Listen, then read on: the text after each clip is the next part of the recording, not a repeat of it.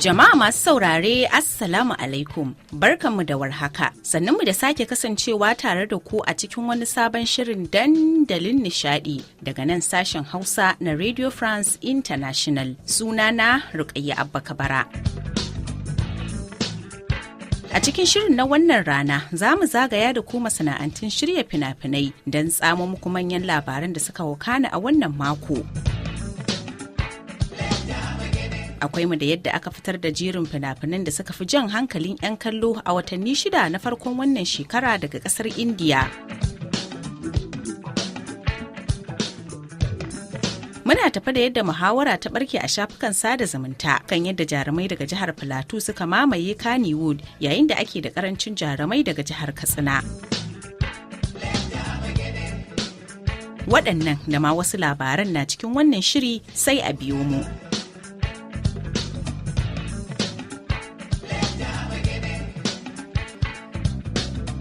To madalla, idan mai sauraro na iya tunawa a makon da ya gabata mun kawo muku yadda aka fitar da jerin fina-finan da suka yi fice a masana'antar shirya fina-finai ta Nollywood da ke kudancin Najeriya a watanni 6 na farkon wannan shekara. A wannan mako mun lula zuwa kasar India, inda a can ma dai aka fitar da jerin fina-finan na bana.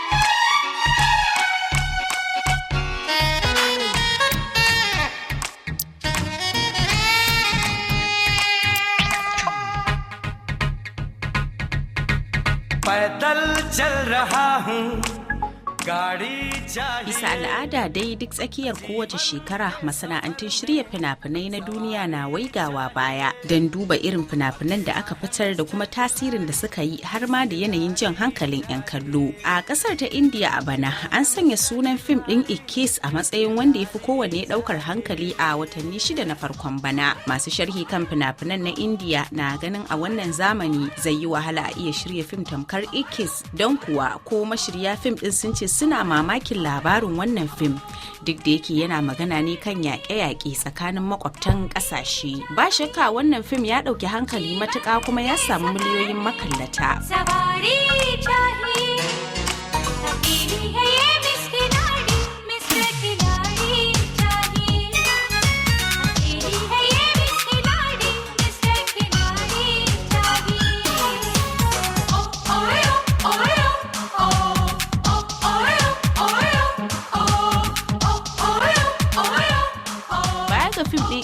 Akwai kuma fim ɗin Labaran wanda ya mayar da hankali kan yadda shirin aure da kuma wata mutuwar fuji'a ta jefa wani ƙauye cikin rudani yayin da shawo kan matsalar ta kuma buɗe wani babin rikicin. Wannan fim dai ya zo da sabon salo inda aka yi amfani da yaren Hindi da kuma Tamil a lokaci guda. Akwai kuma fim ɗin Biopic of a Billion Bros wanda aka yi shi da yaren Malayalam, wanda ya bayar da labarin wasu abokai guda 4 da suka nuna tsantsar abota da kuma fayyacewa duniya yadda ya kamata abota ta kasance. Ko da yake jaruman fim ɗin wato Hashir, Alan, Ajin da kuma Vinayak ba fitattun jarumai bane, amma sun taka rawa matuƙa wajen ƙara wannan fim ɗin armashi. Fim ɗin na Biopic of a Billion Bros ya kuma nuna yadda tarbiyyar yara ta zarce sanya idanun iyaye kawai, inda ya nuna nauyin da ke kan al'umma da kuma abokai.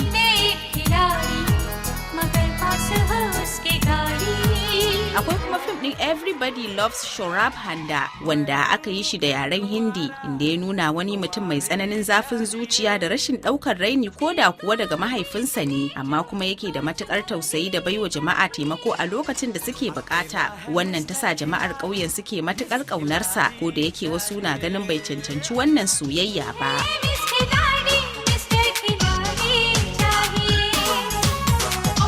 Akwai fim ɗin Mohiniyattam wanda shi ma aka yi shi cikin harshen Malayalam, wanda ya nuna yadda wasu malaman addini ke amfani da guraren ibada wajen aikata munanan laifuka da kuma ɓuya a ƙarƙashin addini. A wannan fim kai tsaye an nuna yadda ake kisa a cikin guraren ibada da kuma ɓoye gawarwaki, yayin da malaman addinin ke nuna wa mutane tsarkinsa a fili. Tsaffin jarumai irin su Saiju Karub da Kalaranjani da kuma Abhiram sun taka rawa matuƙa a wannan fim tare da janyo hankali hankalin masu kallo.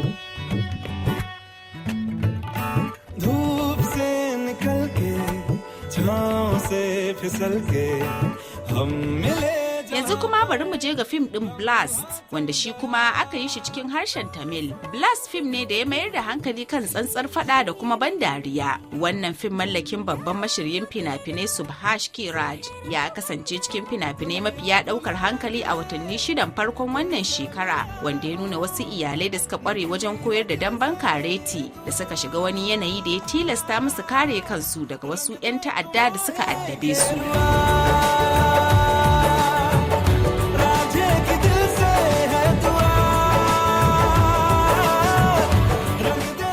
Gaba shine Bandar, wanda aka shirya shi a cikin harshen Hindi na fitaccen mashiryin fina-finai Anurag Kashyap. Ya bayar da labarin yadda zama gidan yari ke kasancewa da mabambantan masu aikata laifi. Jarumi Bobby Deol da taimakon jarumai irin su Sanya Malhotra da Sapna Pabbi sun taka rawa wajen ganin wannan fim ya shiga idanun duniya.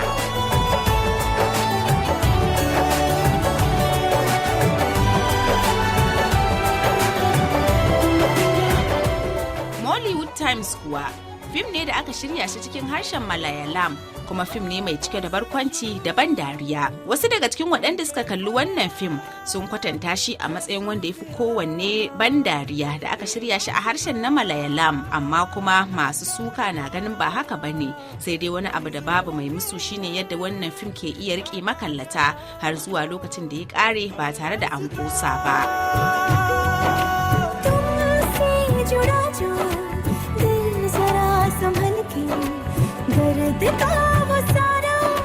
Akwai kuma fim ɗin Main Bafas Aunga, wanda aka shirya cikin harshen Hindi, ya nuna soyayya da ta rikide zuwa tsananin ƙiyayya da kuma tashin hankali da rigingimu irin na iyali.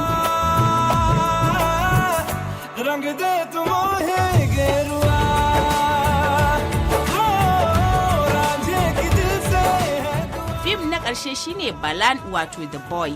Shi ma dai an shirya shi cikin harshen Malayalam, ya nuna yadda wata uwa da ɗanta suka rika sauya guraren zama sakamakon neman aikin yi don su rayu, ke gamuwa da ƙalubale kala-kala. Fim ɗin The Boy, wanda sabbin jarumai irin su Farzana Palatingal da Adishashan KR da kuma Muhammad Zinan suka jagoranta, ya ɗauki hankalin 'yan kallo da kuma fito da irin halin da iyaye mata ke shiga a zahiri.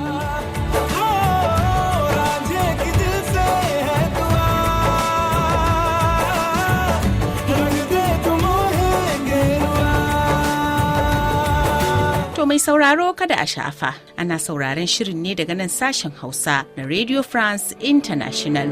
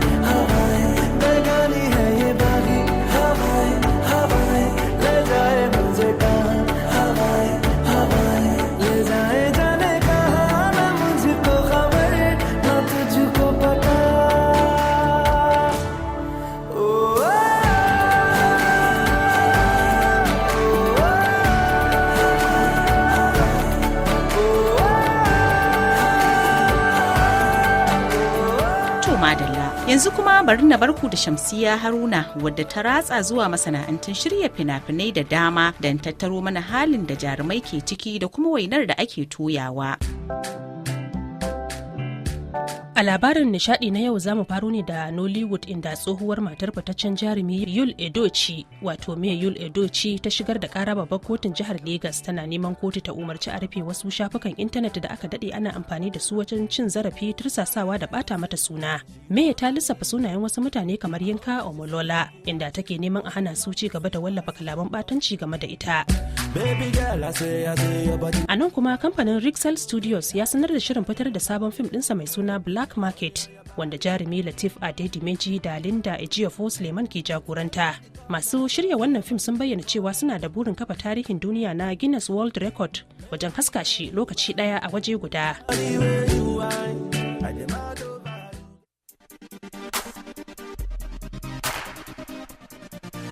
To idan muka leƙa masana'antar Hollywood da ke can ƙasar Amurka, hukumar tallata jarumai ta Creative Artist Agency wadda ke wakilta manyan taurari kamar su Tom Cruise da Zoe Saldana ta fito fili tana ƙalubalantar sabon tsarin ƙirƙirar hotuna na AI na kamfanin Meta mai suna Muse Image. Hukumar na zargin kamfanin da yin amfani da sirrin jarumai ba bisa ka'ida ba, yayin da Mark Zuckerberg ke amfani da damar wajen samun makudan kudaden shiga.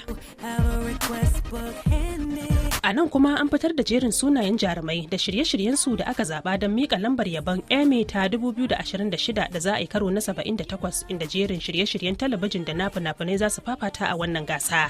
Za dai a gudanar da bikin bayar da lambar yabon na Emmy karkashin jagorancin jaruma Mariska Hargitay a tsakiyar garin Los Angeles na California da ke kasar Amurka.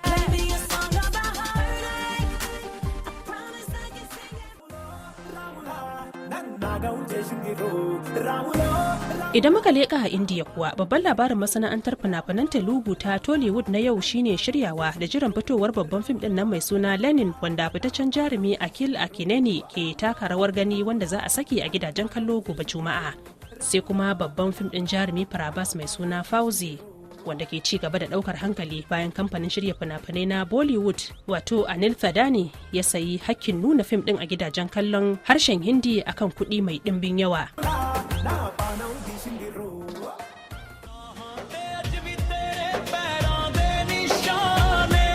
A masana'antar Bollywood kuwa, babban labarin da ya mamaye duniyar nishadi shine matakin da jam'iyyar siyasa ta Shiromani Akali Dal ta dauka na shelar haska fim din Satluj a kowane ƙauye na jihar Punjab. Wannan na zuwa ne bayan da aka cire fim din lokaci guda daga dandalin kallon fina-finai na Z5 kasa da sa'o'i 48 da fara haska shi.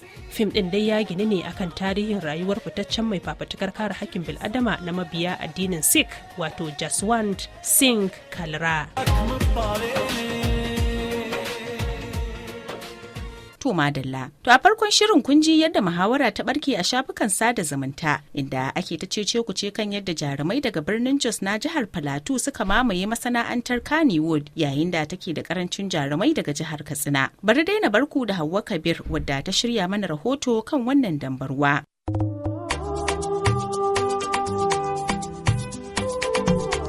To madalla, abubuwa da dama sun faru a masana'antar fim ta Kannywood a wannan makon, sai dai kuma abin da aka fi tattaunawa a kai shine yadda jaruman Jos suka mamaye masana'antar fim ta Kannywood, inda aka bayyana jaruman Katsina a matsayin mafi karancin jarumai a Kannywood. Abin da ya sa na mika wannan tambaya ga jarumi Bindawa, ganin yayi fice a dalilin waƙoƙinsa na faɗakarwa, sai ya ce. Mu ɗauki jarumai da producers da mawaka, kila ma da editors da marubuta wanda asalinsu 'yan jihar Katsina ne, amma suna zaune a ko jihar Kano ko Kaduna ko abin nan, misali kamar irin su Lawal Ahmad, babban jarumi ne kuma producer, wanda shi kusan shi ne mutum na farko da ya fara yin fim, ya fara ɗora shi a YouTube, fim ɗin shi na Izzar So da wasu manya-manyan fina-finai da ya yi daga baya. Babban jarumi ne. Na ɗauki in ka zo fagen mawaka, akwai su Dauda Kahutu Rarara, Baban Cinedu, su D1, suna nan ba kowa ya san cewa 'yan jihar Katsina bane ba. Ka ɗauki su Baban Gida Kahutu, ka ɗauki ɓangaren mata irin su Farida Jalal da aka yi a can baya, irin su Hajiya Mai Aya Marigaya, Allah ya ji kanta da rahama, ba kowa ya san 'yan jihar Katsina bace ba. Ga suna irin su Bi Safana, Ummi Yaro, Bilkisu Shemako, Aisha, suna da yawa. Yanzu zan ta lissafa su, irin su Alhaji Sani Sula Katsina, babban producer ne, shi da yake shi sunan nashi ma yana biyarin da Katsinar, da an faɗi sunan shi an san cewa daga jihar Katsina yake. Umar Rimi Sarkin Fawa, dattijan nan wanda yake cikin labari na, da sauran wasu manya-manyan fina-finai, da ke irin su Aminu Manirke Eza, Mubarak Dan Kano, irin su Bishir Bugaji, irin su Marigaya Hajiya Binta Ola, wato Hajiya Binta Kofar Soro. So wannan bangaren ba za ka ma iya kididdige su ba gaskiya. To masha Allah, to ku za ka tuna wasu daga cikin fina-finan da za a ce ya yi fice kuma fina-finai ne na jihar Katsina? Idan muka zo maganar manya-manyan fina-finai wanda masu kallo suna kallon su da yawa ba su ma san cewa daga jihar Katsina aka yi su ba, ko kuma 'yan jihar Katsina suka yi producing ko suka yi directing. A ɗauka tun daga can baya kafin ma a zo wannan zamanin akwai manya-manyan fina-finai tun ana buga jakir irin su Ɗanba, Nasarun Minallahi suna da yawa. In ka zo wannan zamanin da ake fim mai dogon zango, akwai fim ɗin na lu'u-lu'u wanda ya yi shura sosai, daga jihar Katsina ake producing ɗin shi, wanda Alhaji Lawal Agga shine executive producer, Aminu Manirke Eza shine director film din, Isa Bawa Doro shi ma dan jihar Katsina ne daga karamar hukumar ta Tabinda, shi kuma shine producer film din. Banda wannan akwai film din su na guguwa, akwai Kodiri da makamantansu. Ka dauki irin su Lawal Sa'idu a Shasha ya bada umarnin fina-finai a can baya shi ma da yawa, irin su Ta'asa, su Hauka da Kuɗi duka daga jihar Katsina ne, wanda ba da yawa masu kallo za su san cewa ma a nan aka yi su. Ka dauki irin fim din shi kanshi Aminu Manirke Eza na can baya wanda ya yi na 'yan salfi, so da su da makamantansu. A wani bangaren kuma wakar Bebin Bebi na mawaki Habib Taku da ke ci gaba da karaɗe lunguna da sako-sako a yanar gizo ya sa na tambayi mawakin don jin ta bakinsa game da wannan waka. Je ka yi sha'aninka bebi, ba ni da madadinka bebi. Wani lokacin mukan kirkiri waka ne akan abin da yake faruwa, wani lokacin kuma mukan kirkire ta akan abin da zai iya faruwa. To gaskiya wannan wakan na kirkire ta ne akan wani abokina da ya bani labarin budurwan shi yanda suke soyayya. Ni lokacin da nake koyan aiki gaskiya ban damu da soyayya ba, ni kawai na fi damuwa akan aiki na, ta yaya zan yi na aikin nan ya zama yayi da kyau. To amma idan na fahimci wani labari da ya danganci soyayya ko kuma na ga abin ya shafi zan iya mishi waka, to a wannan lokacin sai in zo mai da hankali akan wakan kuma. To dalilin da ya sa na yi wakan kenan gaskiya. Bayan ka fito da bayan an yi wakan Baby, wani alherai ko kuma ya aka yi kasancewa ya samu karbuwa? Gaskiya ta inda na san ya samu karbuwa, bayan na yi odiyon waƙoƙin na zo na yi bidiyo. To bidiyon ana sawa a gidajen TV, za a kira ni a ce min an gani a gidan TV kaza, an gani a gidan TV kaza ko gidan rediyo, sai su ce to in ba su waƙoƙin, daga nan na ba sai su ci gaba da playing. Bincike ya gano rashin sa sunan Katsina a cikin sunayen jaruman jihar ne yasa ake tunanin ko babu su da yawa a masana'antar, amma tabbas akwai su.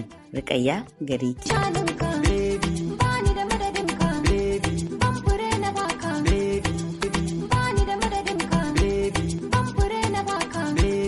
To an gaishe ki Hauwa Kabir. Alice Production. Auta waziri kuke ce malam, ba na lafiya da ke ka bar ni tun jiya. Ba na lafiya tun jiya masoyiya. Ba na lafiya da ke ka bar ni tun jiya. Ba na lafiya tun jiya masoyiya.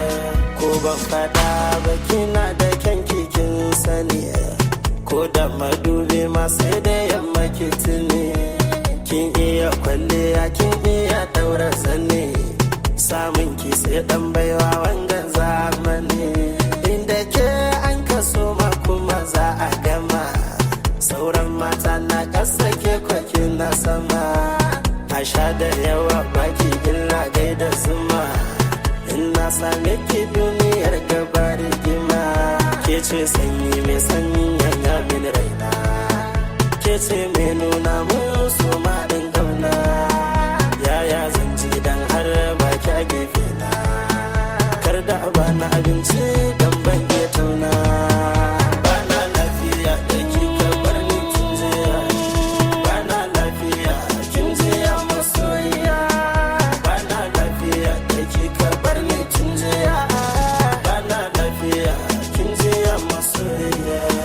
Bana lafiya da ki ka bar ni kin jiya. Kin san soyayyar ki take sa in sha wuya, daɗin duniya sai da ke kashin miya. Madalla, to mai sauraro da wannan zamu ja labulen shirin a wannan mako, a madadin kafatanin abokanan aiki daga nan sashen Hausa na Radio France International da Hauwa Kabir, sunana Rukayya Abba Kabara ke cewa mu kasance lafiya.